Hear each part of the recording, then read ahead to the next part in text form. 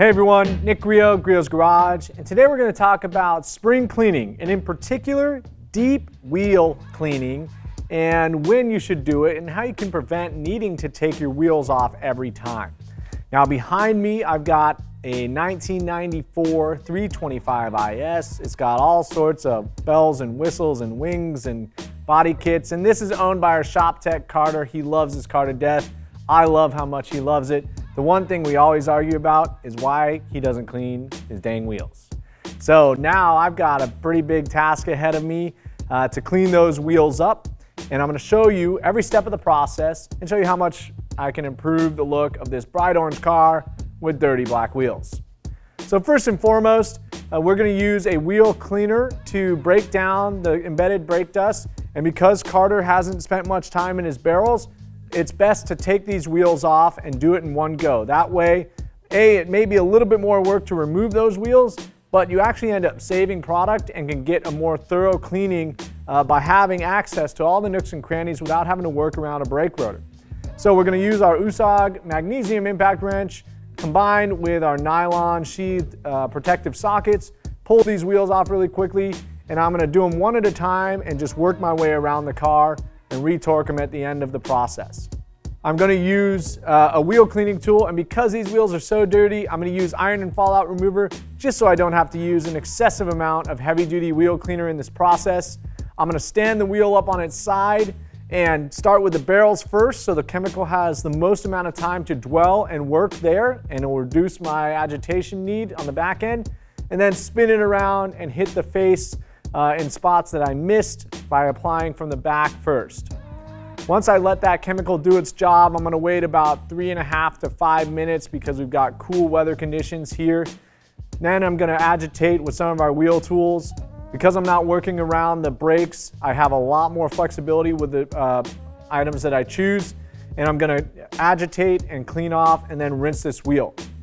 At that point, I'm going to dry with a cheap microfiber towel, one of our microfiber utility towels, so that I can go right to the next step, which is decontamination. So to decontaminate these wheels, I'm going to use our wheel cleaning clay and speed shine, and I'm going to go around every part of the wheel. I'm going to do the barrels the same way I would do the face of the wheel, just to totally reset and pull everything out. Now your wheels go through a lot of heat cycles. You've got brake dust, you've got tar from freshly laid pavement, all sorts of things that can bond and settle in, and so that claying aspect is a really important part to not only make your wheels look better, but just pull all that stuff out so they don't become a permanent part of your wheel. So I'm going to use the wheel clay bar and then inspect the wheel once I've done the entire wheel. Now sure enough, that wheel clay pulled a ton of stuff out of it, but I'm still finding some stubborn little parts that I'm going to use an adhesive remover, and some of that may not be able to get out until we go to a polishing step, which would be our next step. But it's essential that if you're trying to remove tar and some of those embedded contaminants, that you clean and decontaminate first so you don't run the risk of scratching up your wheel when you introduce that aggressive adhesive remover.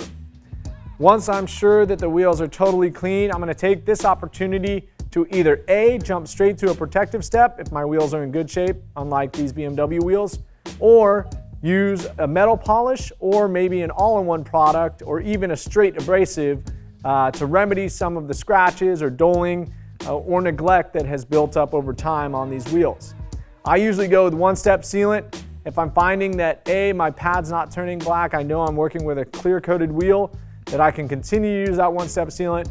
If I need something more aggressive, I'll step up to an abrasive, but the beauty of that one step, I get some light abrasive power and I leave behind a polymer protectant, which is the best bet in terms of making sure those wheels stay protected as long as possible outside of doing a full ceramic coating treatment to those wheels. Now again, these wheels are in need of a serious refinish, and they are all clear coated, so I don't need to use metal polish. But if I was dealing with a mag or raw wheel, I would test a small spot with that metal polish. If I found that it was black, I would then use metal polish combined with either our foam metal polishing cone or just by hand and work my way around the intricate spaces of the wheels. After that, I'm still going to need to protect it. And if you aren't introducing an abrasive step, you should protect your wheel if you got your wheel off. Generally, again, you should select a polymer product to give you the best longevity. After that, I'm going to put the wheels back on the car shoot them really quick with the impact gun to just get them lightly tightened, and then move on to the next wheel before going back and torquing them all down. So there you have it. That's a pretty extensive process, but it is a true reset and a great deep clean. And that's integral coming out of winter, going into these very important spring and summertime months where you're trying to show off and go to a bunch of car shows and you want your wheels to be as clean as possible. Now our buddy Carter has a clean set of wheels to go strut around Tacoma with. Thank you for watching. For more information on any of the products I use in this video, be sure to visit griotesgarage.com. And as always, have fun in your garage. Hey, if you liked this video, be sure to like, comment, subscribe, and have fun in your garage.